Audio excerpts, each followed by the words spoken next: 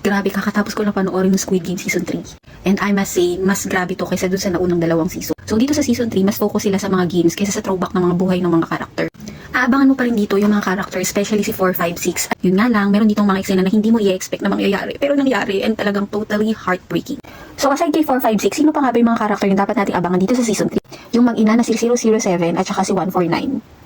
Si 120 yung trans. At syempre yung love life ni 222 at 333. Dito talaga mahuhook ka hanggang doon sa makikita nyo din kung paano naging challenge si 222 para sa lahat ng players dun sa final game.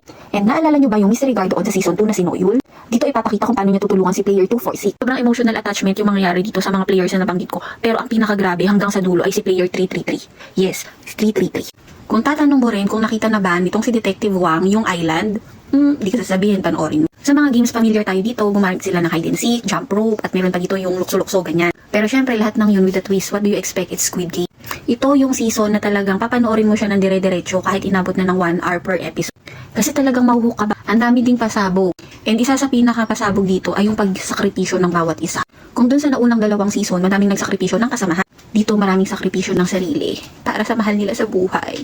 At syempre hindi ko na i-spoil, istasap ko na dito yung aking review. Pero kailangan talaga panoorin mo hanggang dulo kahit medyo nag-boring ako ng very very light kasi nandun talaga yung pasabog sa dulo. Mag-i-expect ba tayo ng season 4 para sa Squid Game? Siguro din. Kaya pag-iintay mo, weekend ngayon, manood ka na. Tell me what you think about Squid Game Season 3!